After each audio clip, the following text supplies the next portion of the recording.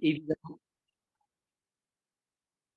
hein, sur ce sujet qui est évidemment hautement stratégique, mais que peu identifie comme étant comme tel. Ce qu'on évoquait juste à l'instant, en fait, que les chiffres de l'Arcep en fait étaient assez alarmants, en fait, identifiant seulement 6% des collectivités à jour dans leurs obligations de mise en conformité sur le RGPD, et que nous avons la possibilité via ce webinaire de pouvoir transmettre le message de l'importance, en tout cas, de ce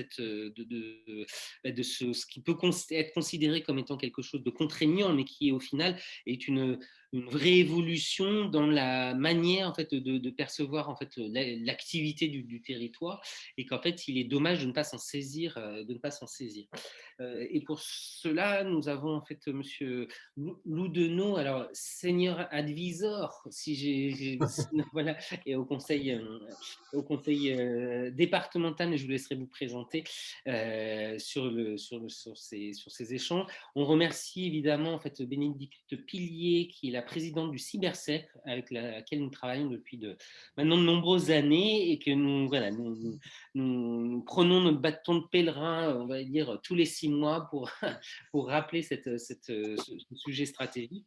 Et la preuve par l'exemple, en fait, Amandine Rousseau et donc Didier Cazes, qui vont nous faire part de la mise en œuvre opérationnelle, de la manière dont, en fait, dont ils se sont saisis de l'outil. Et donc, du coup, merci en fait, au territoire inscrit d'être présent, à savoir le Midi Quercy. Encore une fois, merci.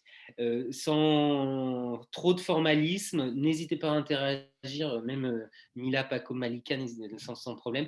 Et Philippe, à vous laisser la main depuis la Vendée. D'accord, merci beaucoup. Donc Bénédicte, effectivement, m'a demandé vendredi d'essayer de la remplacer, ce qui va être compliqué. Je vais essayer de faire aussi bien. Voilà, J'en je suis vais sûr. essayer de faire aussi bien. Donc je suis senior advisor du Cybercercle, que je suis depuis sa création. Donc nous avons eu beaucoup d'actions communes avec Bénédicte sur les territoires. Auparavant, j'étais ce que l'on appelle pompeusement fonctionnaire de sécurité des systèmes d'information pour les ministères sociaux, donc santé, travail, sport, donc avec un périmètre ministériel, service déconcentré, et je partais de Pôle emploi jusqu'au cabinet médical, voilà, en passant par les fédérations sportives, etc. Et puis, depuis le début de l'année, donc j'ai rejoint le Conseil régional des Pays de la Loire en tant que délégué cybersécurité. Donc le sujet des collectivités me passionne depuis des années. Effectivement, ce qu'a rappelé Michael, le constat fait par l'ARCEP, je dirais, est même positif.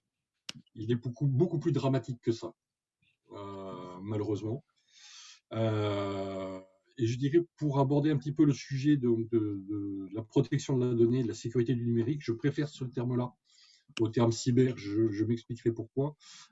J'ai quelques slides à vous présenter très rapidement, de façon à montrer de quoi on peut parler. Et puis après, effectivement, comme nous sommes petit comité, ces débats, je pense, pour essayer qu'on puisse tous tirer le maximum d'informations et de partage d'informations. Donc si je partage mon écran, Vous avez la main. Vous avez la main.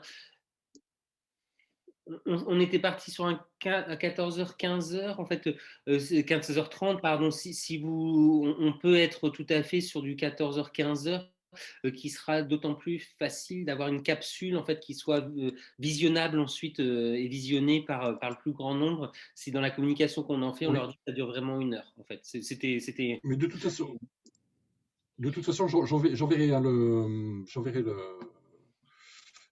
la présentation. Dans ce cas de figure, enfin moi je suis assez fanatique d'être pie de l'œil, donc profiter au maximum Je ne sais pas si tout le monde voit bien l'écran. Oui, pour moi. Et je vois les têtes Ok, hochées dans le bon sens, de haut en bas, donc ça va. d'accord. Voilà, c'est simplement une petite. Quand Bénédicte m'a demandé de la remplacer vendredi, une petite recherche très rapide sur Internet. Déjà, c'est sur un truc idiot, c'est première attaque la plus facile à mener, c'est la défiguration de sites institutionnels, que ce soit une mairie, que ce soit un conseil départemental, conseil régional. Sur le mois d'avril et le mois de mai, j'en ai pris 4 à la volée, et plus une information un peu plus vieille qui date du mois de janvier. Donc c'était la cyberattaque donc sur la métropole d'Angers, qui a paralysé quand même un certain nombre de services. Je vous conseille d'ailleurs de regarder sur YouTube. Il y a un très très beau témoignage du maire d'Angers, qui lui, je pense, voit maintenant ce qu'on appelle la cybersécurité d'un autre œil. Bizarre. Surprenant. C'est un petit peu dommage. Oui, c'est assez surprenant. Ce qui est un petit peu dommage, c'est qu'effectivement, le sujet n'intéresse malheureusement qu'une fois que le mal est fait. Alors qu'aujourd'hui, il y a deux postures en fait sur le sujet. Il y a la technique ce que j'appelle la technique de l'autruche, c'est-à-dire bon, pourquoi moi, pourquoi ça m'arriverait, quelle que soit la taille de la collectivité. Bon, alors je viens du monde de la santé, donc je vous prie de pardonner un petit peu mon côté carabin, mais quand on fait la politique de l'autruche, oui, certes, la tête est protégée, mais ça laisse une partie qui est loin d'être négligeable de l'anatomie qui pourrait se faire attaquer. Voilà, je n'entrerai pas dans les détails. Ça, c'est la première des positions. Et la deuxième, c'est un problème de technicien, donc aux techniciens de faire. Ce qui est complètement faux, parce qu'aujourd'hui, le numérique est vraiment partout. Si je parle du numérique aujourd'hui, et sans rentrer dans les détails techniques, ou alors vous m'arrêtez rapidement, on a tout ce qu'on appelle l'informatique traditionnelle, ou la partie IT, donc avec l'infrastructure de réseau, les PC, les applications que l'on peut apporter. On a toute la partie, ce qu'on appelle OT, qui est le numérique opérationnel. Donc là, ce sont les machines-outils. Alors dans les collectivités, il n'y a pas forcément de machines-outils, mais par contre, des vidéosurveillances, la gestion des repas, la gestion des ascenseurs, on retrouve tout ce petit monde-là. Ces deux mondes-là ont convergé avec Internet. Donc aujourd'hui, beaucoup d'applications en mode cloud. Et puis, je pense que malheureusement, beaucoup de collectivités ont fait les frais de cet engouement que l'on appelle la cyber. Alors, je n'aime pas la cyber, pourquoi? Parce que quand on dit cyber, on ne pense qu'à l'attaquant extérieur. Donc, le méchant chinois ou le coréen du Nord qui est particulièrement fourbe. Or, on s'aperçoit que des conseils de base qui auraient pu être donnés en matière de protection des informations et sécurité numérique, beaucoup de collectivités en ont fait les frais avec l'incendie d'OVH. Donc OVH est un grand hébergeur et beaucoup de gens ont pris des contrats chez les OVH sans penser et sans vérifier la possibilité d'avoir des sauvegardes. Et aujourd'hui, ils se retrouvent malheureusement avec des systèmes vides qui ne fonctionnent plus, c'est-à-dire qu'ils ont perdu des années ce qui a posé un petit souci pour pas mal de collectivités. Alors là, je parle sous le contrôle d'un DPO. C'est vis-à-vis de la CNIL, puisque tout le monde parle à chaque fois. Il y a une mauvaise interprétation du RGPD et de la CNIL, enfin de la LIL, de la loi informatique et liberté, où on ne parle que de la confidentialité. Or, la CNIL, depuis maintenant plus de 42 ans, répète la même chose. C'est bien intégrité, disponibilité, confidentialité. Et le fait de ne plus avoir de données sur un citoyen à un moment donné, donc une perte de disponibilité, peut induire et avoir un impact sur la vie du citoyen lui-même. Ce qui fait qu'il y a une déclaration obligatoire normalement à faire et à remonter à la CNIL. La CNIL a fait pas mal d'écrits sur l'incendie OVH. Et puis aujourd'hui, on a le monde de l'IoT qui arrive avec les montres connectées, les smartphones, etc., où tout le monde partage sa vie, où les élus partagent des informations quelquefois éminemment sensibles.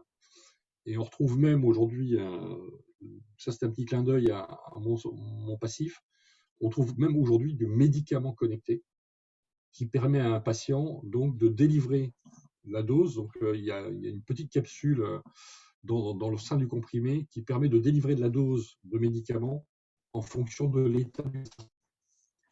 C'est un petit peu comme le même système que les pompes à insuline ou les pompes à morphine. C'est le patient qui devient maître de son traitement. Voilà, ça c'était juste à titre d'exemple. Donc le numérique est absolument partout aujourd'hui, et puis on devient tous ce que j'appelle des homo numericus, c'est-à-dire qu'aujourd'hui on ne sait plus faire beaucoup d'actions si on n'utilise pas les outils numériques.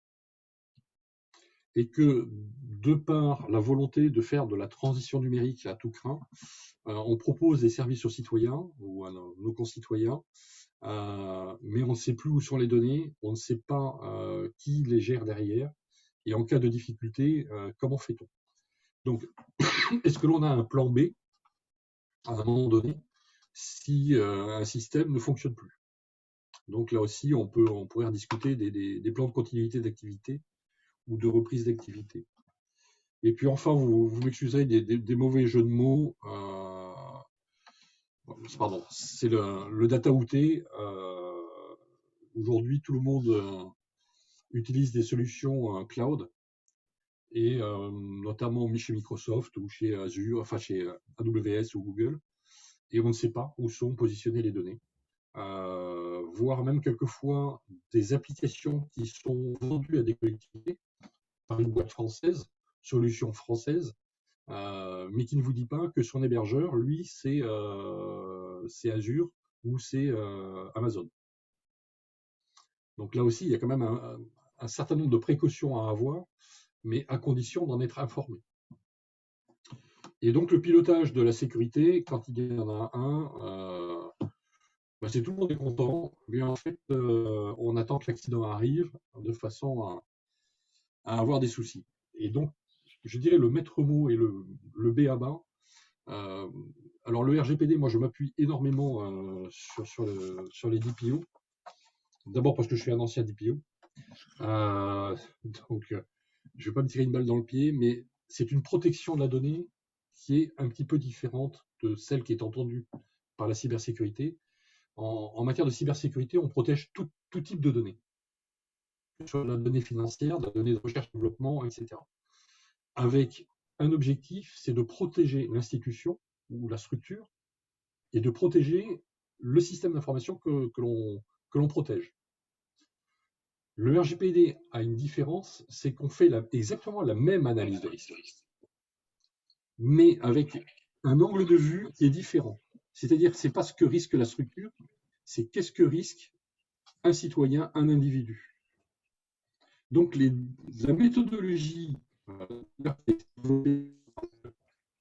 donc par un ami qui s'appelle Mathieu Graal, qui était à la CNIL à l'époque, c'est une analyse de risque qui est issue d'une analyse de risque numérique qui s'appelle IBIOS, mais focalisée donc sur les impacts que pourrait avoir un système d'information ou le mésusage d'un système d'information sur un individu. Et donc on en vient sur essentiellement une culture du risque. Et ça, c'est ce que les gens n'ont pas compris. Désolé, ça ne passe pas comme je voulais. C'est dommage. En fait, la première diapo, je vous l'enverrai avec la diapo correcte. C'est une grosse dame qui est assise sur un tout petit tabouret avec un chien dessous. Et donc, quand on fait l'analyse de risque, on peut parler des menaces. Donc, effectivement, le poids de la dame, le chien qui risque de la mordre, etc., etc. Mais ce qui est beaucoup plus important, c'est l'impact. En fait, dans l'équation de l'analyse du risque, il y a des menaces, des vulnérabilités et les impacts. Et ce sont vraiment les impacts qui sont importants. Et par expérience maintenant d'un peu plus de 20 ans, si vous voulez parler de sécurité numérique à des élus, à des dirigeants, à vos collègues, il faut arrêter de parler des menaces, parce qu'ils vont vous écouter très poliment. Je vois les discours de l'ANSSI avec qui je travaille au quotidien, où ils nous parlent que des menaces. Le maire d'une petite mairie, il va vous dire, moi, le méchant chinois ou pourquoi il en voudrait à ma petite mairie. Par contre, si on lui parle de l'impact, alors les premières diapos, la première diapo que j'ai montrée avec des attaques sur le site web institutionnel, je dirais l'impact il n'est pas énorme, si ce n'est un impact en termes d'image de marque. En revanche, un incident type OVH peut avoir un impact majeur, voire pénal pour l'autorité, dans le cas du RGPD, si jamais il y avait un souci majeur. Donc ça, c'est vraiment un gros sujet. Et en parlant d'impact, les gens mettent en marche dans leur esprit un autre mode de fonctionnement. Eux voient ce qu'ils risquent déjà à titre individuel et ce que risque la structure. Et donc là, on s'aperçoit, là aussi par expérience, qu'on a 3 types aujourd'hui d'incidents majeurs. On a des attaques directes. Donc, quand je parle d'attaques directes, elles peuvent être externes, effectivement, le méchant chinois, le cybercriminel qui existe, mais ça peut être interne également. Et ça, on a trop tendance à oublier que de temps en temps, un agent ou un employé dans une petite structure TPE, PME, qui, par curiosité, va avoir des dossiers auxquels il n'aurait pas accès, ou qui fait une action qui pose un problème et qui va derrière faire dysfonctionner tout le reste. Les attaques opportunistes également, c'est l'obsolescence des systèmes. Aujourd'hui, on voit encore des structures qui tournent encore avec du Windows XP. Windows XP est mort depuis des années. Windows 7 est mort. Aujourd'hui, c'est du Windows 10.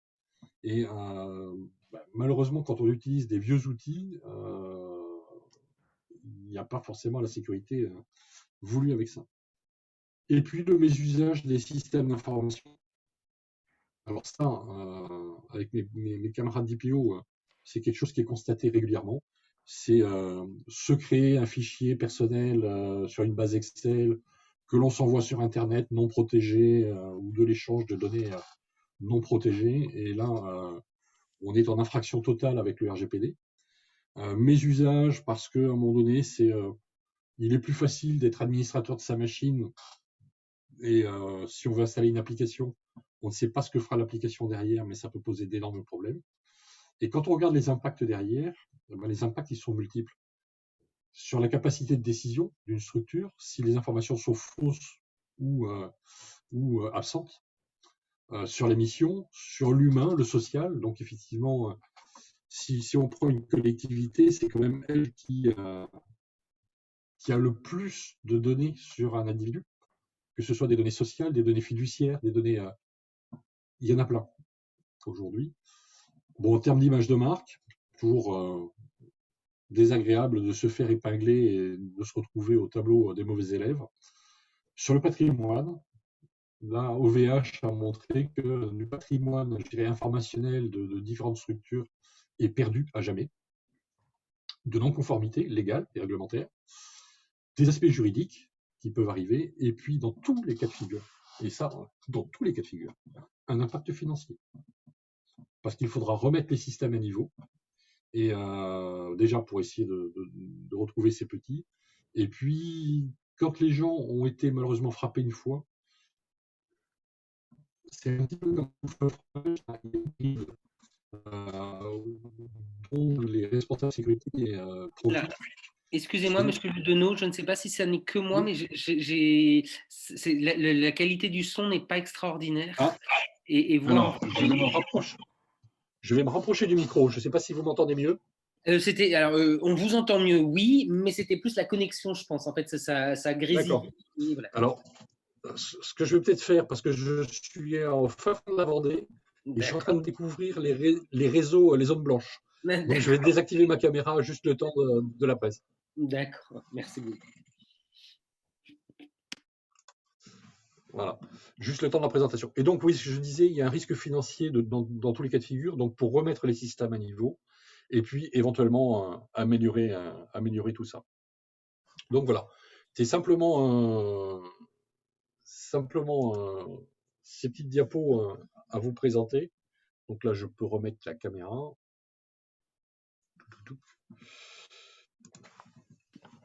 Alors, ce que je trouve intéressant, c'est aussi vos missions passées, c'est-à-dire qu'en fait, on a l'impression, enfin, nos adhérents ont l'impression, en fait, qu'ils ne détiennent aucune donnée sensible. Néanmoins, enfin, beaucoup d'entre eux gèrent des contrats locaux de santé, par exemple, gèrent des espaces France Service, gèrent en fait des données sensibles liées à l'urbanisme. Il y a autant, enfin, qui gèrent des SIG également, donc autant de données. Et en fait, du coup, de votre expérience, en fait, déjà au niveau des ministères, la donnée santé, en fait, hautement stratégique, hein, je veux dire, et puis sensible. Oui. Comment, en fait, par exemple, voilà, vous avez œuvré au niveau ministériel sur le sujet. Qu'est-ce que vous Oui. pourriez nous en dire éventuellement? Alors aujourd'hui, il y a plusieurs choses qui ont été faites pour les données de santé. D'abord, il a été mis en place ce qu'on appelle des hébergeurs de données de santé. Donc avec une certification, c'est-à-dire qu'il y a une revue périodique de la certification et de façon à pouvoir donner des garanties sur l'utilisation de la donnée de santé. Ça, c'est au niveau des grosses structures, la partie sociale avec la CNAM, par exemple, ou les caisses de retraite, euh, la partie hospitalière. Mais quand on descend dans les strates, on oublie très souvent, et le ministère des Solidarités et de la Santé avait tendance à l'oublier assez régulièrement, c'est tout ce qui est médico-social et tout ce qui est cabinets libéraux. Donc, que ce soit une maison médicale ou... et là, même s'il y a une messagerie sécurisée de santé pour les professionnels de santé, là aussi, on a oublié quelque chose de fondamental en médecine, c'est ce que l'on appelle le dialogue singulier entre le médecin et son patient. Mais pas que. Parce que le patient n'est peut-être pas en état de recevoir le message ou les informations. Donc, derrière, c'est médecin, patient, famille ou accompagnant. Et c'est trouver les échanges possibles avec les différents ministères ou les différentes structures de façon à pouvoir se transmettre de l'information. Il y a des informations de santé entre une mairie et des médecins. Tout simplement sur, à un moment donné, les soins sans consentement.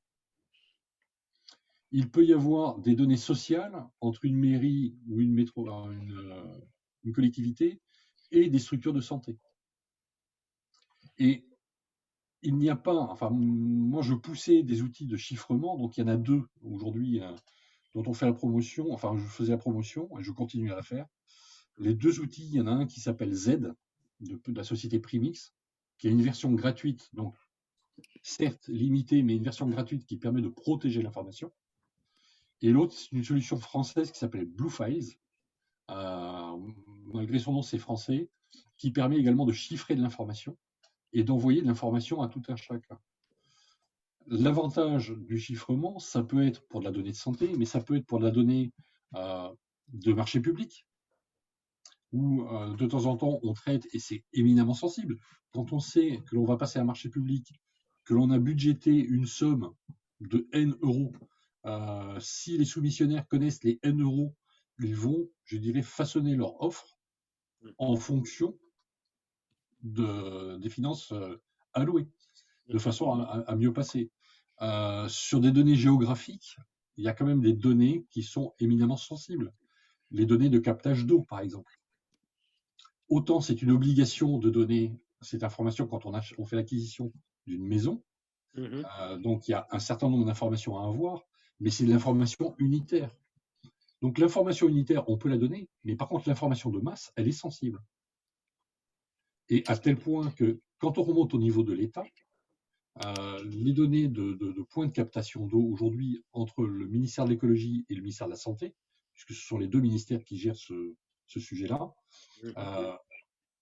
vous avez des tampons rouges partout avec confidentiel défense.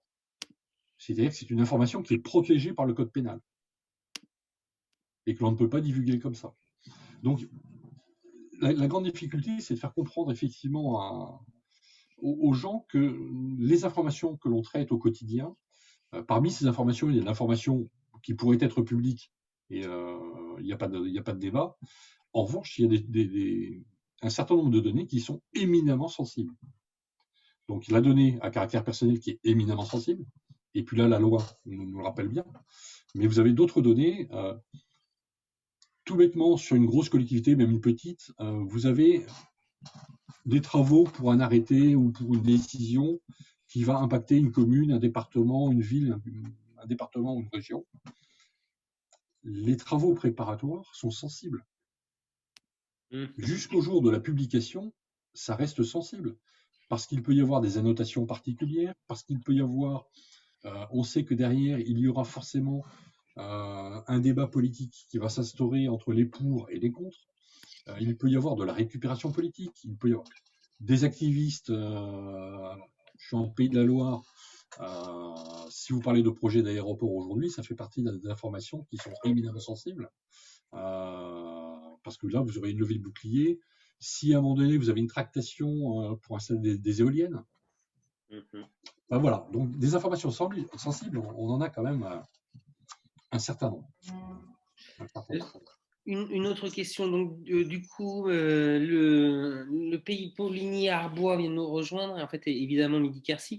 Si vous avez des questions de manière très pratique, nous on en avait également à NPP, où en fait, évidemment, nous sommes assujettis, comme tout le monde, au RGPD.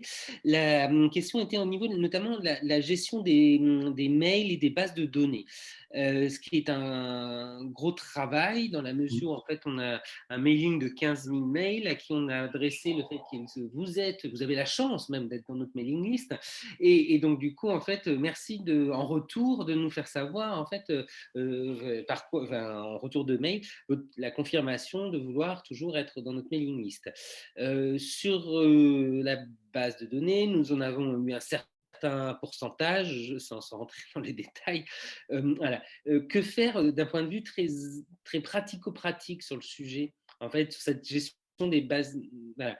Sachant qu'en fait, on peut continuer à envoyer des mailings quand c'est direction arrobase, par exemple, valencer-en-berry.fr, mais si c'est a.rousseau@valencer-berry.fr, on ne peut pas. Si c'est une boîte mail contact, on peut garder. Si c'est didier.case, en fait, quand c'est personnalisé, on ne peut pas garder l'adresse si on n'a pas le consentement préalable de la personne.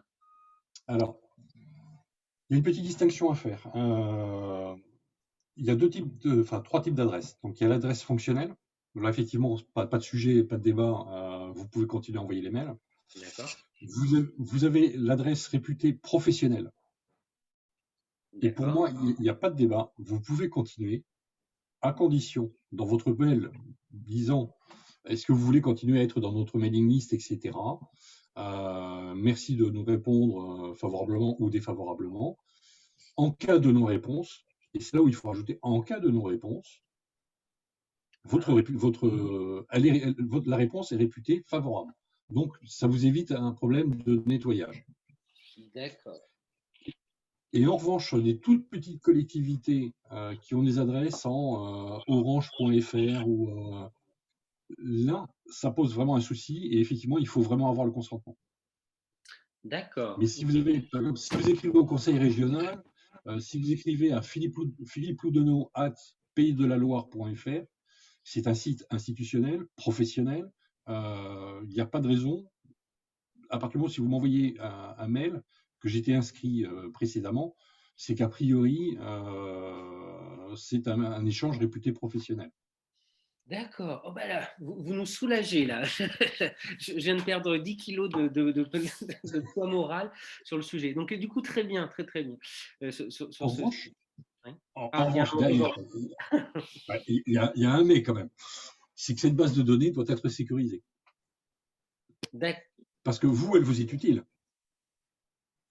Oui. Mais si elle tombait dans des mains malveillantes, faire du phishing de masse pour essayer d'envoyer un cryptovirus ou là, c'est une autre paire de manches.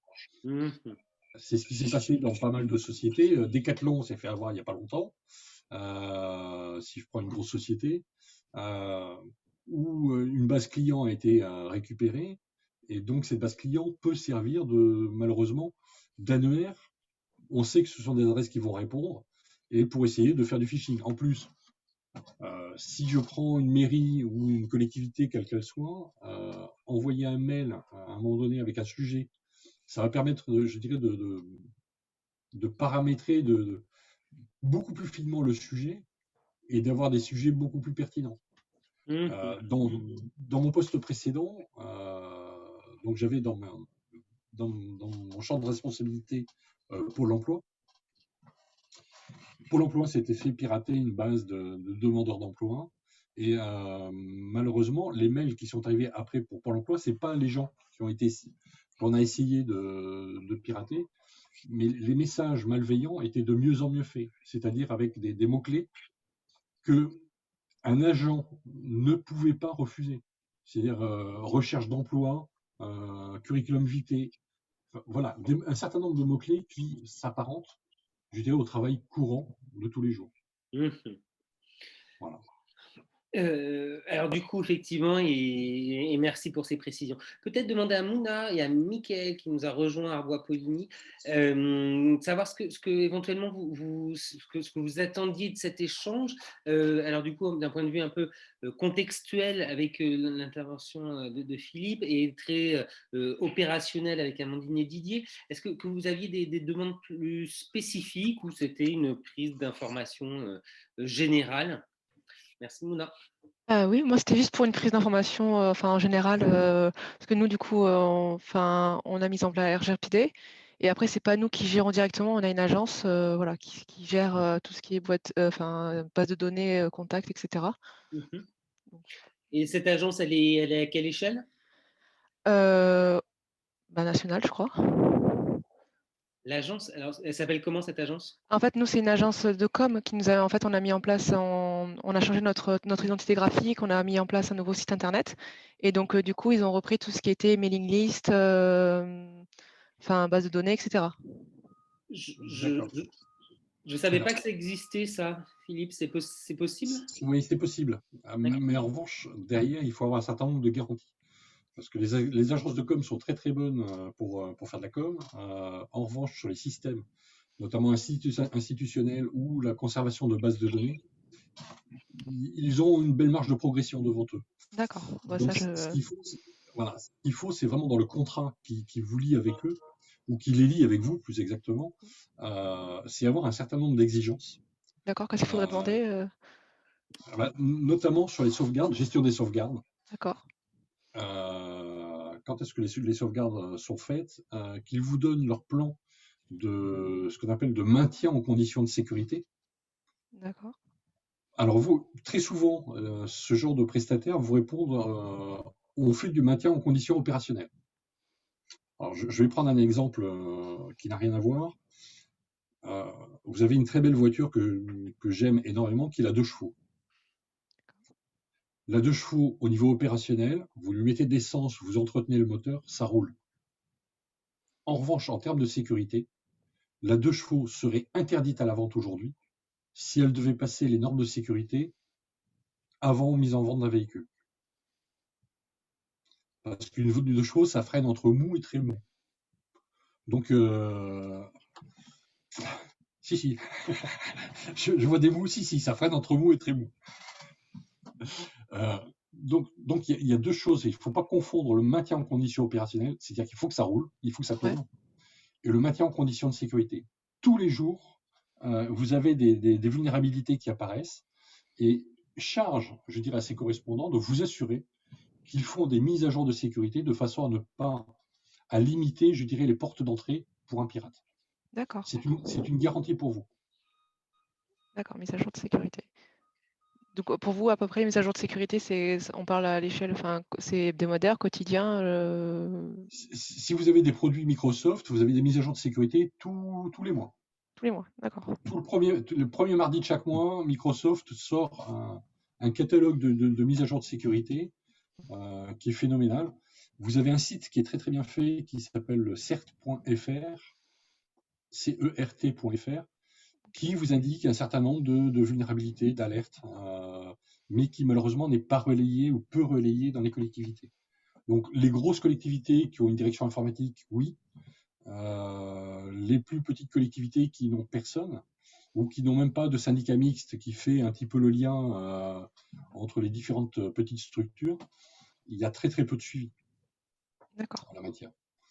Et malheureusement, c'est derrière très très souvent. Moi, je prenais mon bâton de pèlerin parce que je faisais de la veille pour les gens de mon secteur quand j'étais au ministère. Là, c'est ce qu'on va essayer de faire. Alors, il faut savoir que toutes les régions aujourd'hui, toutes les régions de France, ont eu un appel à manifestation d'intérêt pour la création régionale de ce qu'on appelle un CSIRT. Alors, CSIRT, je vais vous expliquer, je ne vais pas vous donner l'acronyme, mais en fait, c'est un centre qui permet de recueillir les incidents de sécurité et d'orienter une collectivité vers les bons correspondants. Donc, les correspondants, que ce soit l'Agence nationale de sécurité des systèmes d'information ou cybermalveillance.gouv.fr ou la gendarmerie ou la police, en fonction de qui vous dépendez, pour le dépôt de plainte. Voilà, et c'est vraiment de faire la mise en relation avec ces différentes structures et essayer d'offrir aux collectivités régionales, je dirais, un seul et unique point d'entrée. Et mon rêve, c'est de faire ce qu'on a fait avec le monde de la santé, c'est-à-dire que vous me déclarez un incident, vous n'avez pas à le faire également vis-à-vis de la CNIL. C'est-à-dire, charge à nous, s'il y a de la donnée à caractère personnel, d'orienter vers la CNIL, et puis bon, la CNIL peut vous recontacter derrière pour avoir plus d'éléments, mais ça vous évite une multiplicité de signalements. Plus un autre objet que dans les collectivités et dans le public que j'ai découvert tout à fait par hasard, à la suite d'un incident, je peux le nommer, c'était sur le CHU de Rouen qui a défrayé la chronique il y a un peu plus d'un an. Ce sont les archives nationales. Puisque eux également, dans leur règlement et la loi qui justifie les archives nationales, la perte d'intégrité ou de disponibilité d'archives doit être déclarée. Donc vous imaginez un incident numérique sur la donnée à caractère personnel, vous avez la CNIL, les gens de la sécurité numérique et les archives. Donc autant regrouper ces 3 points en un seul. Et 4 si vous faites un dépôt de plainte, ce que j'encourage fortement. Très bien, merci pour ces précisions. Michael, qui a un prénom très inspiré de Arvois-Poligny, est-ce que c'est au niveau des échanges, donc du coup, et puis voilà, quels étaient éventuellement les attendus par rapport à ça? Est-ce que du coup, c'est déjà mis en place sur la collectivité? Vous m'entendez? Très bien. Très bien. Donc moi, en fait, je viens de prendre le poste sur la communauté de communes Arbois-Poligny-Salins. Donc c'est un poste de responsable informatique et justement, j'ai pas mal d'interrogations au niveau de la sécurité et j'aurai également des projets à mener sur la mise en place du RGPD, qui est à peu près en place, mais le travail n'a pas été fait par le prestataire, qui est un syndicat mixte. Donc, on va réfléchir peut-être à d'autres possibilités. Donc, ça peut, pour moi, ce type de réunion, ça peut me donner des indices sur un petit peu vos pratiques dans les différents pays et dans les différentes collectivités. J'ai également la partie sécurité qui, moi, m'impose beaucoup. On est en fait en Office 365 totalement. Et j'ai quasiment plus de données en local. Ça a été mis en place comme ça à l'époque. Et j'aimerais, voilà, moi, remettre en local, au moins, ou faire une sauvegarde en local de mes données. Et puis voir, voilà, j'aurais à voir également la partie sauvegarde et puis éventuellement créer un plan de reprise en cas de crypto ou de choses comme ça. Oui. J'ai pas compris tous les mots que vous aviez dit, mais j'imagine que pour Philippe et pour Didier, ça leur parle. C'est vrai que je suis technique, hein, donc c'est vrai que. Mais vous avez c'est la bon espace pour. Peut-être du coup parler justement de la preuve par l'exemple, peut-être voir avec le Valençay. Philippe, vous pourriez compléter au final, éventuellement, si c'était quelque chose et puis n'hésitez pas à poser tous les deux vos questions en fait, sur la mise en place opérationnelle. Amandine, est-ce que tu veux que je projette le PowerPoint ou si tu l'as sous le coude, comme ça tu passes les slides, c'est à ta convenance? Je peux faire quelque chose comme ça. Peut-être que ça va marcher.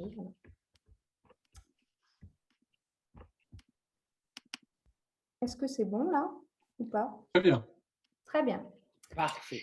Alors, nous, on va parler d'une belle de chevaux, notre service mutualisé, RGPD. je n'ai pas une approche très technique. Je voulais plutôt parler comment nous, on avait mené l'affaire et pourquoi on l'avait fait. En fait, c'est plutôt comme ça que je laisserai ensuite la parole à Didier, qui est notre DPO mutualisé. Alors, il est mutualisé, il est au sein du pays, mais il est surtout pour le compte des communes et communautés de communes, c'est sa priorité. Et puis, les questions que l'ANPP se pose, il faut se dire que nous aussi, au sein du pays, on se les pose. Et donc, Didier, il est là pour nous, mais il est là aussi pour les communes. Donc, juste pour la petite histoire, je ne sais pas si je le mets en grand écran, si vous voyez toujours. On voit toujours très, très bien. Voilà. Donc, le pays, pour bien le situer, on est un territoire très rural, faible densité de population. On a 30 000 habitants, on se maintient à 30 000 depuis quelques années. L'effet Covid a bien fait augmenter la population quand même, parce qu'on a un bel art de vivre dans le Berry. Mais on n'est quand même que 48 communes, 4 communautés de communes. Notre plus petite commune fait 30 habitants, la plus grosse, 2900. Donc, on a un grand écart, mais on a absence de bourg-centre. Pour toutes les personnes qui veulent venir visiter chez nous, on est au sud des châteaux de la Loire. On a le premier château de la Loire qui est Valençay et on est aux portes de la Touraine. Et surtout, pour tous ceux qui connaissent, le zoo de Beauval qui est ici. Donc, hop, vous pouvez passer un beau petit week-end dans le Berry et visiter le zoo de Beauval. C'est un territoire rural. Le pays, aujourd'hui, on l'a constitué depuis une dizaine d'années comme une vraie politique commune de développement.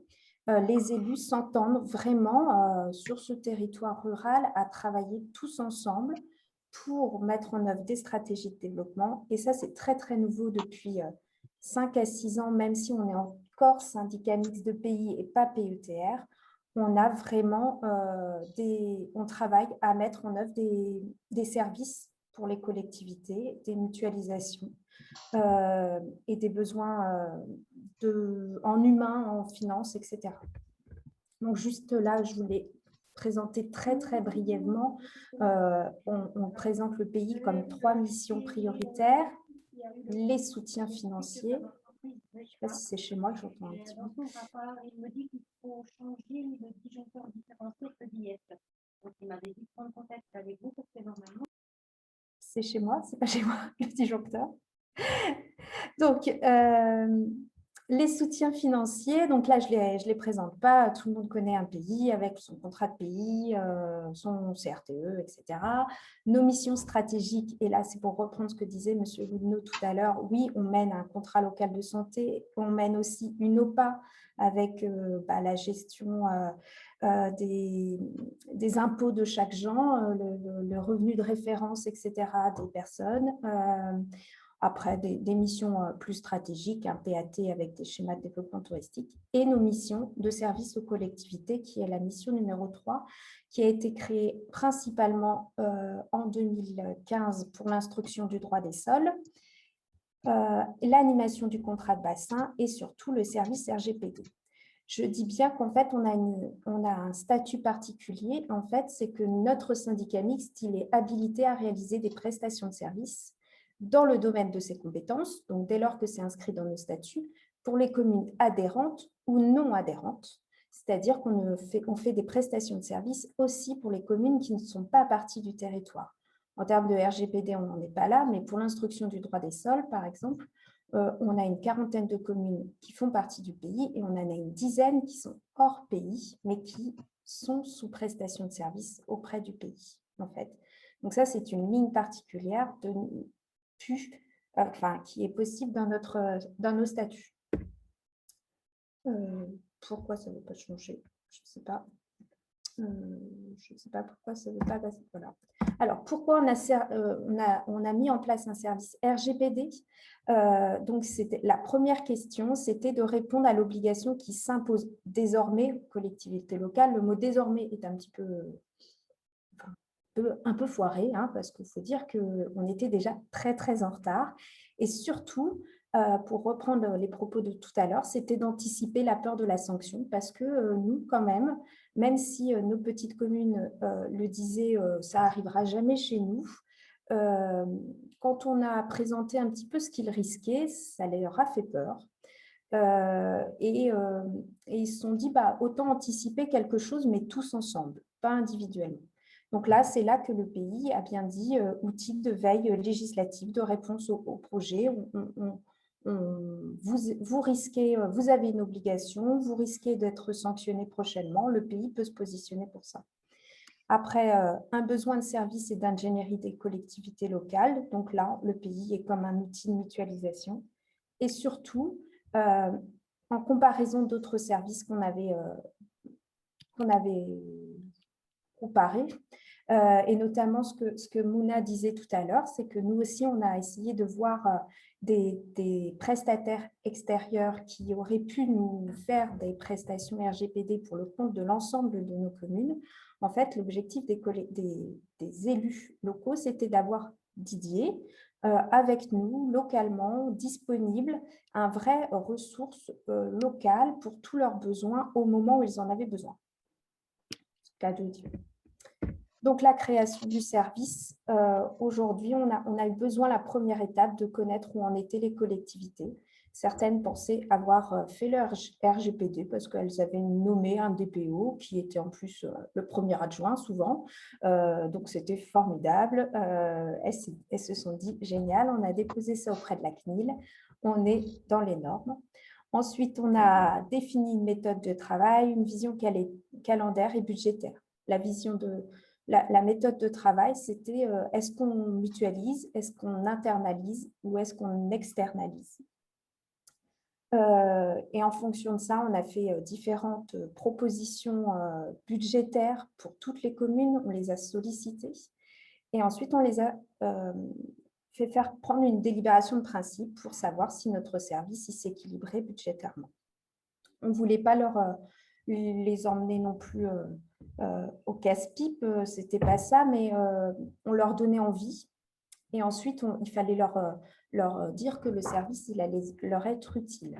Il y a aussi une inquiétude sur la durée, c'est-à-dire qu'ils ont l'impression, ça c'est Didier, c'est le travail de Didier, ils ont l'impression que Didier est venu chez eux, ils ont fait une analyse, c'est bon, on est RGPD. À moi aussi de justifier qu'il y a un service sur la durée. C'est un vrai service sur 3 ans qui a été constitué, 3 ans minimum, je rassure Didier derrière, mais donc c'est pas un one-shot, voilà, on passe, on fait un diagnostic. En même temps, nous, pays, c'est un peu notre rôle aussi de ne pas faire un diagnostic à un instant T sur l'alimentation et les circuits courts et ne plus rien faire. Donc là, c'est pareil sur le RGPD, c'est bien un service sur le long terme. Donc ensuite, on a mis en place des conventions avec les collectivités volontaires. Je dis bien volontaires parce qu'il y a des communes qui en sont toujours à se dire que ils ont fait le RGPD, ils ont un DPO, c'est le premier adjoint. Voilà. Donc ça, c'est le travail sur le long terme qui se mettra en œuvre, notamment pour dire que c'est pas très bon, mais c'est l'effet boule de neige de nos territoires ruraux qui se mettront en œuvre. Et donc, grâce à ça, on a pu recruter un délégué à la protection des données qui est mutualisé. En fait, il est embauché par le pays, il est local, il est pour le compte de l'ensemble de nos communes adhérentes et volontaires. Donc, la convention, elle dit bien que l'objectif, c'est la mise à disposition de moyens humains et matériels au profit de la collectivité signataire. Et ensuite, il y a toutes les méthodes de travail qui sont décrites dans la convention. Juste pour la petite histoire, je vous le précise juste après, mais les dépenses, en fait, après, c'est à chaque territoire de définir son budget. Chez nous, quand même, la commune, c'est 1,13 € par habitant. Donc, les communes qui ont 30 habitants, le service RGPD ne leur coûte pas grand-chose. Et pourtant, elles ont aussi des colis pour les aînés. Elles ont aussi la veille pour le service canicule, etc. Et donc, ces petites communes-là, eh ben, elles ont aussi besoin d'un service RGPD. Donc voilà, le syndicat EURPI et les EPCI, donc les communes, et nous aussi pays, en fait, on participe au poste de Didier à hauteur de 2 500 € par an. Syndicat, RPI, on a mis aussi les offices de tourisme, les syndicats de transport, puisqu'ils gèrent aussi des bases de données avec des enfants, etc.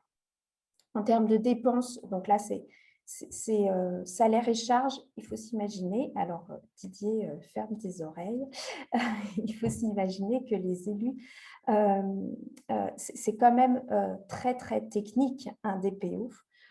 C'est des gens qui sont cultivés, passionnés, etc. Donc, c'est des gens qu'il faut rémunérer, tout simplement. Voilà, donc je tiens à le dire. Il y a des frais de fonctionnement de poste. Il y a un investissement dans un logiciel de suivi qui est environ 4 000 € par an. Et puis, Didier a adhéré à une association nationale de représentation des moins seuls, un petit peu dans le Berry. Voilà. Voilà un peu les dépenses de notre service. Juste vous dire, après je laisserai sur la partie technique, hein, vraiment où on en est aujourd'hui. Donc Didier est arrivé au 15 septembre, donc toute l'année 2020, l'année dernière, a été mise en œuvre au moment des élections pour la signature des conventions, etc. Et ensuite, au 15 septembre, Didier, on a fait le tour de toutes les communes, communautés de communes, pour présenter l'intérêt du service, en leur disant bien qu'ils étaient déjà dans les choux, puisque la mise en œuvre opérationnelle et juridique, il était déjà dépassé. Mais qu'à minima, l'objectif, c'était de mettre en œuvre la lettre de mission du DPO qui sera adressée au CNIL. En fait, la première opération auprès de Didier, ça a été de se faire déclarer auprès de chaque commune et ensuite de se faire reconnaître auprès de la CNIL. Donc, chaque commune, progressivement, dispose de son DPO et est reconnue auprès de la CNIL, ce qui les sécurise. C'est un minimum. Et ensuite, Didier a lancé toutes les prochaines étapes que je le laisserai détailler. Auditer, cartographier, préparer des grilles de traitement. Et ensuite, c'est là où je le dis, c'est bien de suivre les communes sur le long terme. Ce n'est pas juste un one-shot, à un instant T. Il ne cartographie pas et il s'en va. Il y a eu des veilles juridiques là, dès la prise de son poste, sur les cookies, sur les sites Internet, etc. Donc ça a été un vrai travail de Didier de faire cette veille. Aujourd'hui, on a 48 communes, 4 communautés de communes, 2 syndicats de rivière, 2 syndicats des eaux, 2 RPI, 2 syndicats de transport et un office de tourisme. Et puis, comme tout le long de nos services en prestation de services, il y a des nouveaux adhérents tout au long de la vie. Voilà, est-ce que Didier, peut-être administrative. Ce qui est intéressant, c'est parce que une question en fait dans la genèse, c'est à quel moment en fait est-ce que tu as un des élus qui a été porteur en fait du sujet en disant c'est important parce que c'est ce qui fait souvent la différence en fait. En fait, faut le dire, oui, j'avais un élu qui était porteur et j'avais surtout une DGS d'une Comcom qui, je ne sais pas pourquoi, elle avait peur de ça. Et elle voulait s'emparer de cette question, sauf qu'à chaque fois qu'elle... alors, je ne sais pas s'il faut que je mette en comparaison et en opposition, elle s'était renseignée auprès des prestataires et c'était un coût prohibitif, etc. Il n'y avait pas d'économie d'échelle.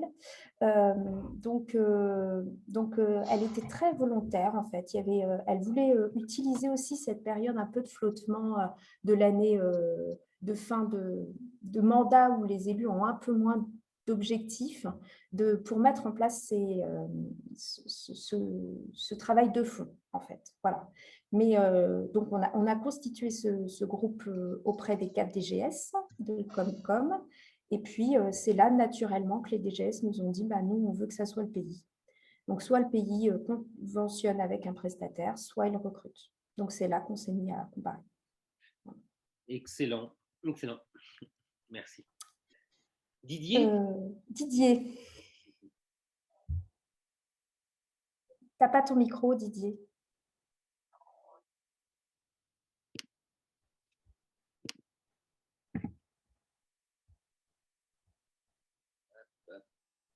Ah, c'est bon, je crois.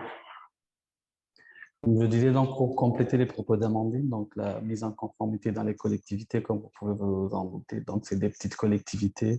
Donc des fois, il y en a certaines même qui ne croyaient pas en fait être impactées, on va dire, par leur RGPD. Il y en a certaines aussi qui me disaient en fait, nous on croyait que le DPO, donc il allait venir juste installer un logiciel sur notre ordinateur pour sécuriser nos logiciels et puis on en reste là en fait.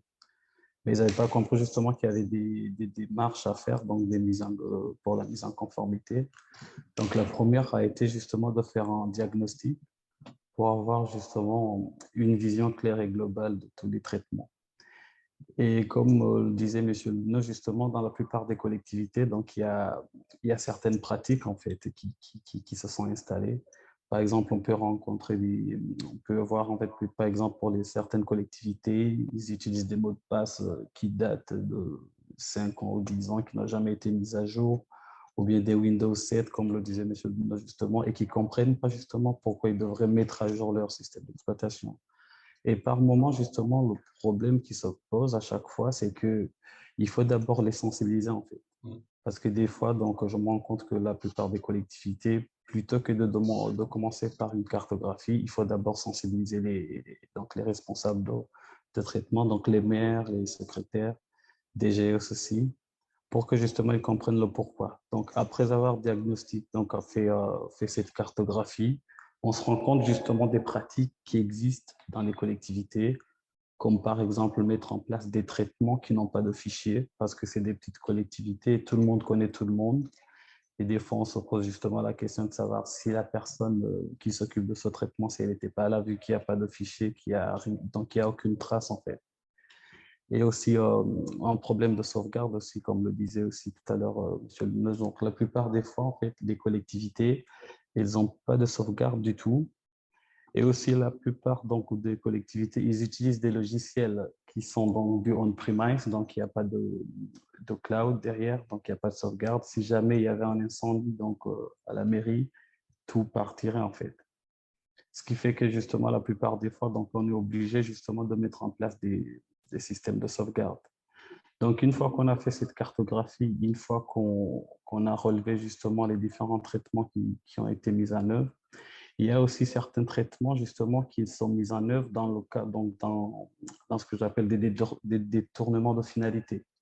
C'est-à-dire qu'on utilise toujours la liste électorale pour créer plusieurs traitements, sauf que justement on est dans des détournements de finalité qui est punissable aussi en fait, la plupart des fois. J'en ai même donc, j'avais même parlé à la CNIL qui me disait justement que la plupart des collectivités, comme le disait M. Lutno, les impacts, en fait, c'est beaucoup plus pour la collectivité. C'est-à-dire que la collectivité, elle va réfléchir en mode qu'est-ce que nous, on risque, plutôt que de voir justement que risque la personne.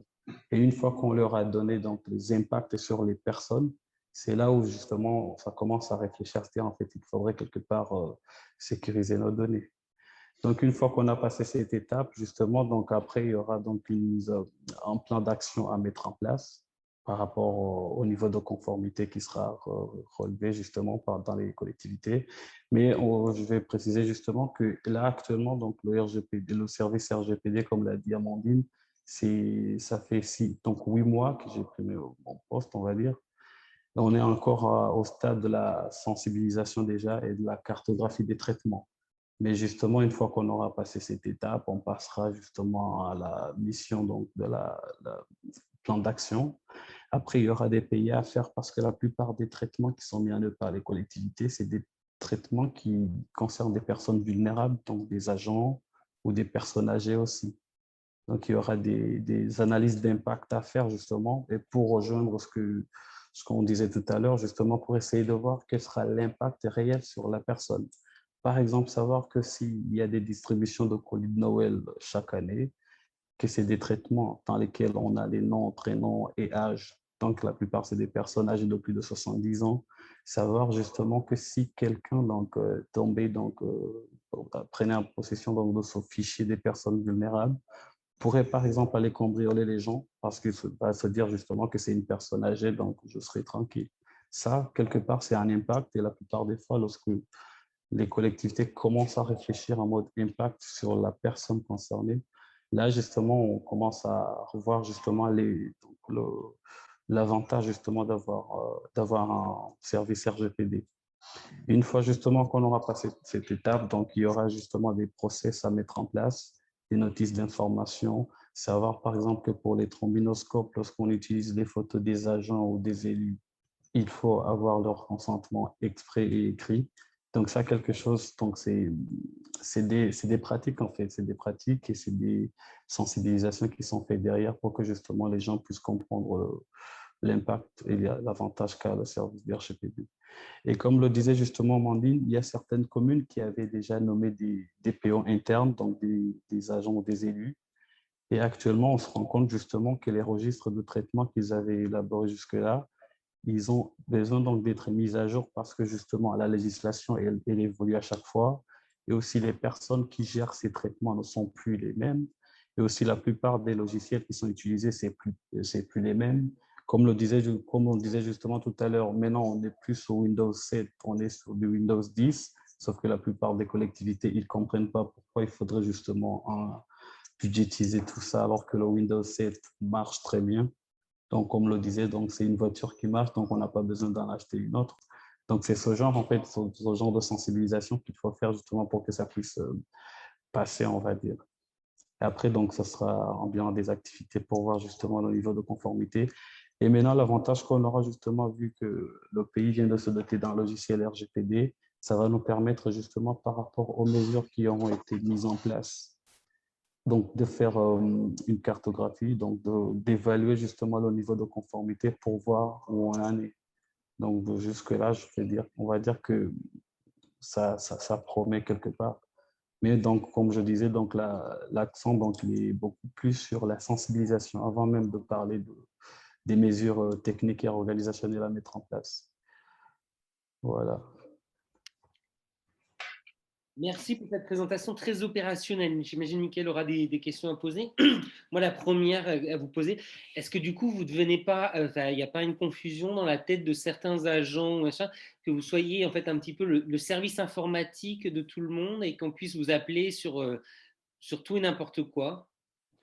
Alors justement, ça c'est un problème que je vois justement à chaque fois. C'est-à-dire qu'en DPO, c'est un informaticien. Donc s'il y a une mesure à mettre en place, s'il y a une mesure technique à mettre en place, c'est au DPO de la mettre en place.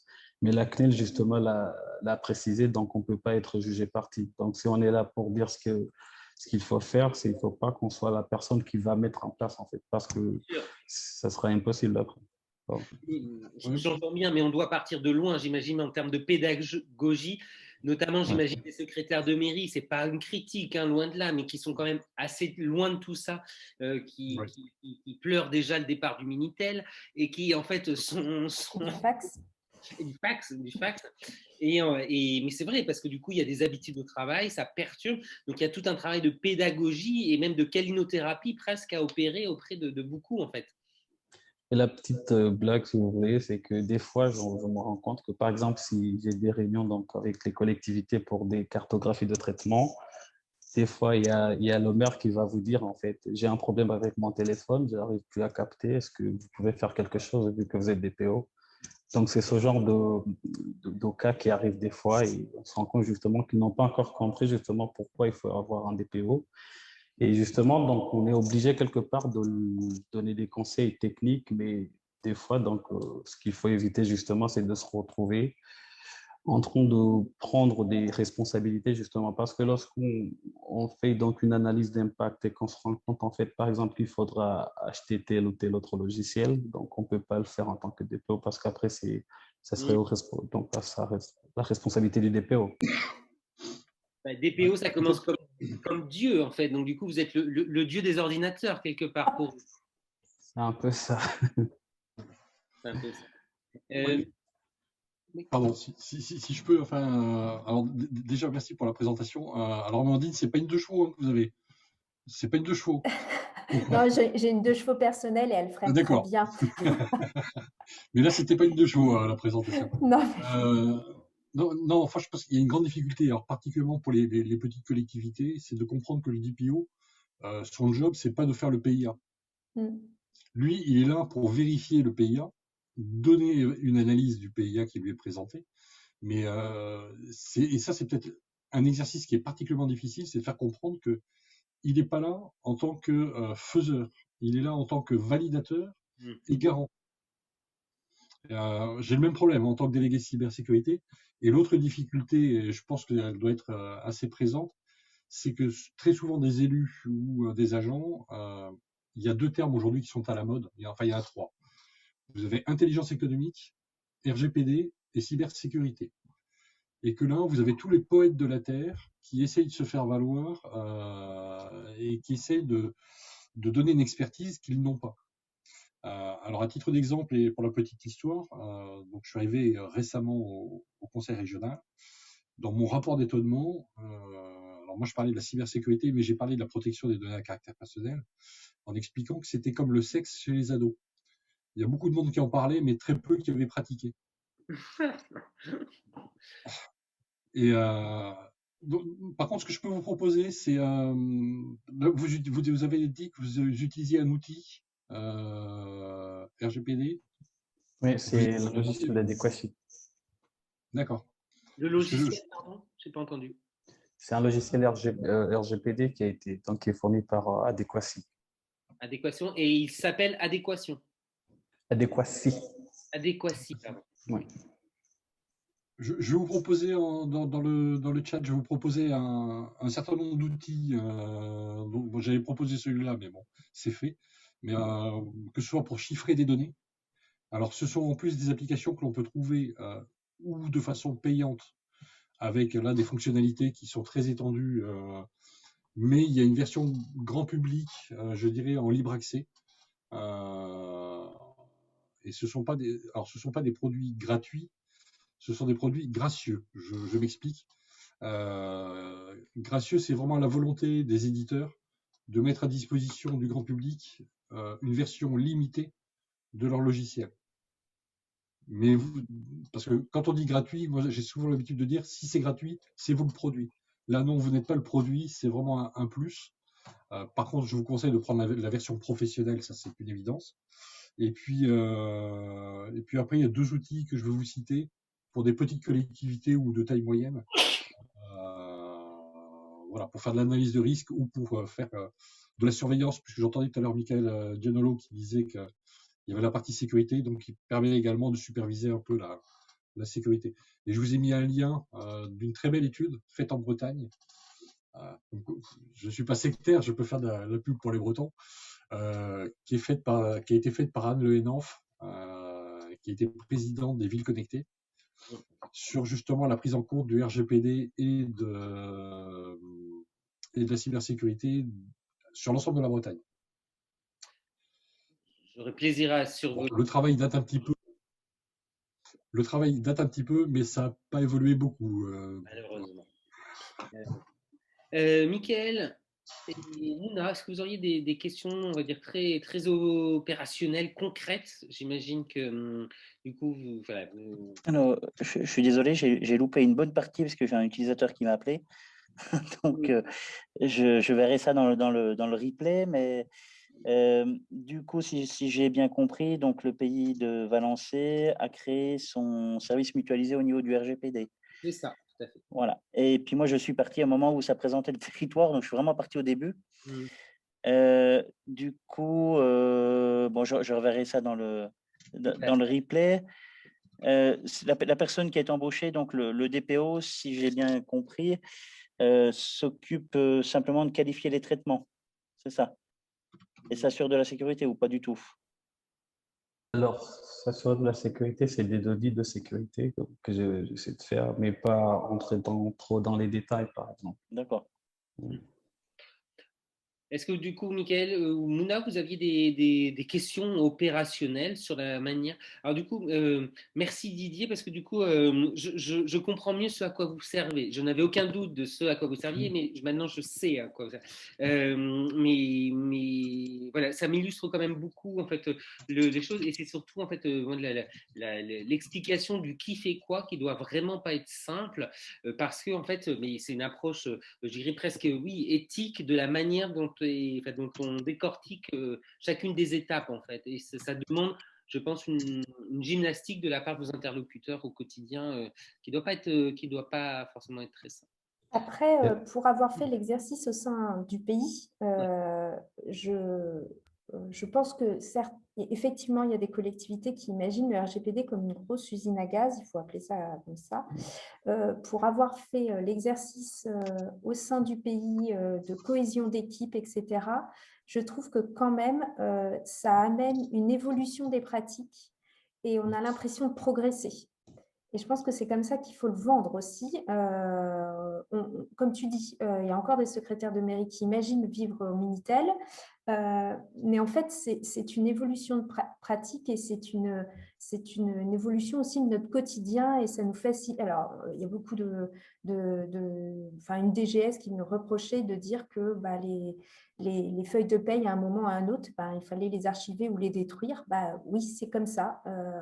Il y a 20 ans, peut-être que tu les conservais, mais aujourd'hui, elles ne se conservent plus. Enfin voilà, c'est une évolution de pratique. Alors, le changement fait peur, mais il faut toujours voir le positif. Et moi, je trouve que le RGPD, au sein du pays, nous a amené à un changement de pratique, à des discussions entre nous. Et en le voyant positivement, il ne faut pas le voir négativement. Et je trouve que c'est plutôt bien. Très opérationnellement parlant, donc du coup, avec le soutien de Didier, mais qu'est-ce que tu pourrais conseiller? Qu'est-ce que ça a généré au sein de ton équipe, par exemple? C'est quel type de discussion que tu ne pensais pas identifier comme étant… Alors, je vais être… la première réunion d'équipe qu'on a fait, c'est qu'on s'est aperçu que des post-it avec des numéros de téléphone, il y en avait plein les bureaux, que j'imprimais des RIB à la photocopieuse pour des dossiers de demande de subvention. J'oubliais les RIB pendant 3 jours à la photocopieuse. Et puis, je cite juste des choses comme ça. Hein. Et puis, mais tout simplement, nos sauvegardes. Le disque dur qui sauvegarde était au même endroit que celui qui était en train de se sauvegarder. Donc, c'était ridicule. Mais juste ça en fait. Enfin, je ne sais pas, Didier, tu as peut-être d'autres exemples au sein du pays, mais des bases de données, des emails, notre chargé de mission santé qui pense ne pas gérer des personnes vulnérables, mais sauf que quand elle inscrit des personnes à un atelier d'affectation de longue durée, elle a quand même ses coordonnées et ses personnes, et donc elle sait qu'ils sont en ALD, etc. Enfin, c'est juste une évolution de pratique, en fait. Et aussi, donc l'autre exemple, c'est par exemple la plupart des ordinateurs de bureau qui sont utilisés, c'est des ordinateurs qui n'ont pas de mot de passe. Voilà. Et même pour les logiciels, donc il n'y a pas de gestion des droits, c'est-à-dire qu'on a juste à cliquer sur l'icône et on entre directement dans le logiciel gestion état civil, gestion électorale et tout ça. Et le problème justement par rapport à cette confusion qui se fait à chaque fois, et ça, donc je l'ai toujours vu comme ça, c'est-à-dire que même la CNIL l'a rappelé en fait, c'est-à-dire qu'il ne faut pas confondre en fait le DPO et le RSSI en fait. C'est pour ça qu'un responsable de sécurité ne peut pas être aussi DPO. Donc, c'est incompatible. Donc, du coup, on se rend compte justement que la plupart des fois, on aurait aimé en fait que le RSSI soit aussi DPO, ou DPO soit aussi RSSI. Je peux apporter une précision. En fait, le RSSI peut être DPO ou inversement, le DPO peut être RSSI, mais à la condition, il ne faut pas qu'il soit au sein du service informatique ou de la direction informatique. De toute façon, que ce soit le DPO, alors là, les textes sont très clairs parce que la CNIL a bien fait les choses. Il est indépendant et hiérarchiquement, donc ne répond en fait qu'au directeur de la structure, ce qui n'est pas le cas du RSSI parce que les textes sont mal faits.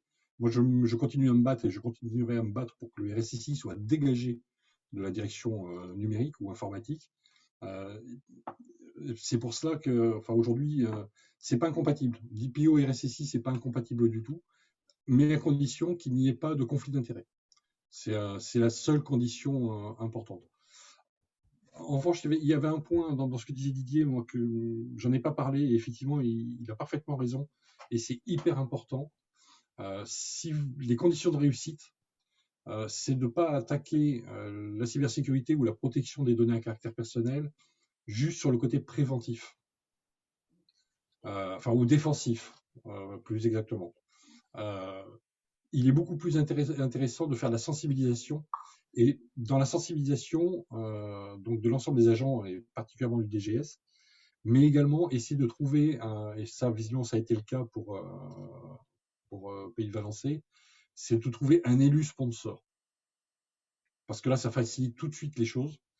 C'est essayer de vous trouver un sponsor en la matière. Donc, pour la sensibilisation, je vous conseille le site de cybermalveillance.gouv et puis celui de la CNIL qui fait des choses très très bien, très didactiques au niveau des explications en la matière.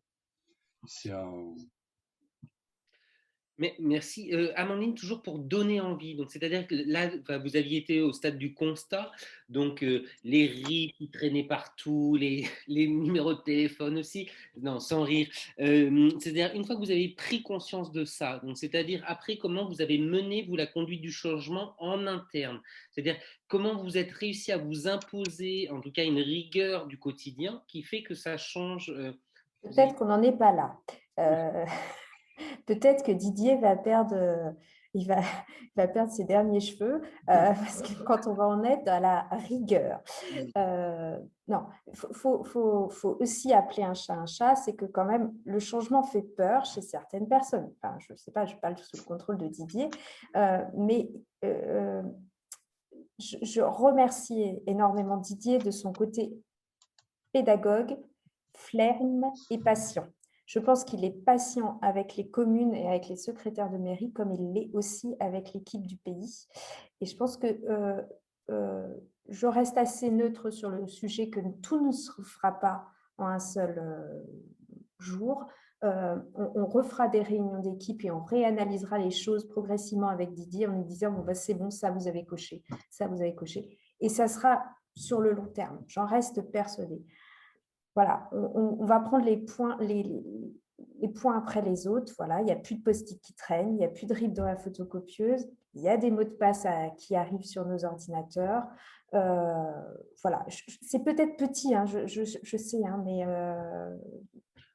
écoute, il y a le mérite d'exister, et puis c'est surtout que ça aille dans le bon sens. Donc en fait, voilà. Mais je pense que c'est un travail de longue haleine aussi. Il faut peut-être le valoriser aussi comme ça aussi. Hein. Oui, je pense qu'il y a un point très important. Ça aussi, moi, c'est ce que j'ai vendu en arrivant. Hein. Bon, c'est le conseil qui est venu me débaucher, mais c'est de faire comprendre aux élus que protéger les données et mettre de la sécurité numérique, ce n'est pas un centre de coût, c'est un vecteur de performance. Ouais. C'est-à-dire que sur un territoire donné, quelle que soit sa taille, on peut influer l'installation d'une TPE-PME parce qu'on va donner les garanties suffisantes et nécessaires que les données seront traitées de façon sécurisée et que voilà, derrière, on instaure la confiance. Et ce que disait Amandine tout à l'heure, et je suis en phase à 100%, c'est ne pas aborder ces sujets sur le côté anxiogène de la potentielle perte ou attaque ou procès en cas de difficulté, mais c'est au contraire valoriser et montrer le côté levier, je dirais, pour une collectivité, de proposer la confiance à l'ensemble de ses concitoyens. Tout à fait. Est-ce que Mouna et Mickaël, est-ce que vous auriez quelques dernières questions? Au final, en fait, on est resté jusqu'à 15h30 parce qu'au final, j'irai au final, je disais ça comme si je ne croyais pas dès le début, mais c'est intéressant. Parce que du coup, on est vraiment sur des nouvelles pratiques, sur des choses qui, c'était le temps d'avant, en fait, cette manière de fonctionner, et qu'en fait, il y a un respect, et avec la place du numérique qui est de plus en plus, qui occupe une place de plus en plus grandissante, en fait, évidemment, en fait, on s'en est aperçu également, a fortiori dans cette période de télétravail pour nombre d'entre nous, en fait, on est parti avec les ordinateurs sous le bras, sans sécurisation, les réseaux, je nous l'applique, hein, pas comme pour nous quand on s'est mis en télétravail pendant les périodes de confinement, et que absolument pas du tout de sécurisation de quoi que ce soit, et que nous, NPP, on ne gère pas de données personnelles d'individus ou de patients ou d'autres, mais que effectivement, on a professionnalisé ça, d'autant plus que les tiers-lieux s'inscrivent dans la durée, intégrer le télétravail également, 2-3 jours par semaine en fait selon les collectivités. Donc du coup on est vraiment en fait à une évolution très très forte des sujets. Une idée, Amandine, tu as des tiers-lieux également sur ton Ça met très très peu en fait. Par contre, effectivement, dans le projet de développement là, à venir, nous on veut aussi utiliser quand même le RGPD global à l'échelle de notre territoire comme un outil pour l'attractivité des populations, pour aussi se dire que voilà, les communes, même rurales, ont déjà investi là-dedans, vos données sont sécurisées. Enfin voilà, c'est aussi le langage un peu levier qu'on veut mettre en tête des élus pour valoriser le service qu'ils ont créé eux-mêmes en fait. Ok. Et puis, je remercie encore une fois Didier qui a tout la pédagogue et je pense que, alors je ne sais pas si c'est le fait que le sujet est difficile ou le fait de mutualiser ce service, pourquoi il n'y a pas beaucoup de monde autour aujourd'hui. Enfin, sincèrement, c'est possible. Mais moi, je remercie beaucoup Didier de travailler dans le Berry. J'espère qu'il ne va pas partir de sitôt. Ben, je pensais te débaucher, mais non. Non. En gros, je n'ai pas osé te le dire, mais c'était un petit peu ça, mes propos. Non. Du coup, j'imagine que du Berry à Paris, en fait, effectivement, ouais, peut-être que ça l'intéresserait. Justement, j'avais une question. Est-ce que ça a été facile de recruter DJ sur un territoire comme le Berry, qui ressemble un petit peu au Jura, qui est un territoire assez rural? Alors, pour aimer beaucoup le Jura, effectivement, nos territoires se ressemblent. Je ne sais pas pour les recrutements chez vous, mais nous, c'est quel que soit les recrutements, ce n'est pas toujours simple, c'est voire très compliqué. Le DPO n'a pas été si compliqué que ça. À ma grande surprise, pas si compliqué, parce qu'en fait, j'avais 2 candidats, Didier va tout savoir, et 2 candidats qui correspondaient au profil. D'accord. Là où, par contre, ce qu'il faut vraiment se prémunir, c'est les élus. Il faut aussi quand même, il faut appeler un chat quand on recrute, et il faut aligner un salaire. Voilà. Voilà. Salaire en lien avec la compétence, parce qu'on a toujours ça. Beauté. Didier, vous étiez originaire du Berry ou pas? Ou vous aviez des attaches ou des amours spécifiques avec le Berry? J'étais sur Paris et je travaillais à Reims dans un cabinet d'avocats. Et on était en fait justement on était des prestataires externes, donc des DPO externes. Donc là, moi, ce qui m'avait intéressé, c'était beaucoup plus les missions, donc être DPO pour les collectivités. Donc c'était une expérience à vivre. Et même la région aussi, et même l'équipe, jusque-là, ça se passe très, très bien. Oui, parle pas trop au passé, Didier. Non, les charmes du Berry vont opérer, ne t'inquiète pas, et ça va faire, sans problème. Écoutez, merci encore pour ce tour de table. Je sais pas si quelqu'un a quelque chose à ajouter. Philippe, si vous vouliez ajouter quelque chose, Michael, Mouna. Moi, j'avais une question sur justement comment est facturée cette prestation aux communes par rapport au pays. C'est une convention, en fait. Elles adhèrent en début d'année à une convention, une prestation de service. Et nous, on a fixé à un montant par habitant. Mais après, ça peut être fixé à l'acte. Enfin, non, même pas là, à l'acte. Non, à un bon de commande. Certaines communes peuvent peut-être réfléchir à un bon de commande. Nous, comme toute mission, on l'a fixé à 1 euro par habitant, enfin 1,13 € par habitant. D'accord. Ah ben, ça reste correct. D'accord. Et c'est une prestation qui se déroule sur plusieurs jours? Comment ça se passe quand une commune, par exemple, de 300 habitants adhère? Comment ça se passe? Alors Didier, je te laisse répondre. Alors les étapes, justement, on en avait parlé. Donc la première étape à faire, donc c'est avoir la lettre de mission, justement, parce que des fois il y a des collectivités qui signent des conventions et vu qu'elles ne signent pas la lettre de mission, la plupart des fois en fait elles oublient, et la lettre de mission en fait c'est ce qui permet de voir justement où veulent aller donc les collectivités, où est-ce qu'ils peuvent donc aller. Donc, une fois qu'on a la lettre de mission, donc on procède à la désignation donc auprès de la CNIL pour que ça soit officiel. Et après, donc, on commence par l'étape de la cartographie, donc faire un audit de sécurité aussi, savoir quels sont les logiciels qui sont utilisés. Et c'est après avoir fait donc cette cartographie, cet état des lieux, en fait, c'est ce qui permet d'avoir en fait le niveau de conformité pour que justement on sache par où on va commencer.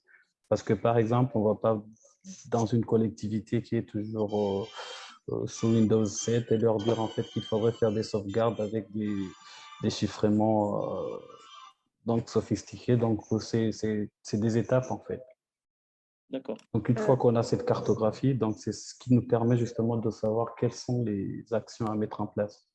Et moi, donc, je suis toujours à cette étape en fait. On est encore donc sur l'état des lieux et donc au niveau de la mise en place des plans d'action aussi. Il n'y a peut-être pas un modèle unique, c'est-à-dire le temps ne fonctionne pas non plus, n'est pas unique en fonction du nombre d'habitants et de la taille de la commune. Didier, au départ, partait aussi en fonction du nombre de services, mais en même temps, c'est aussi en fonction de la volonté.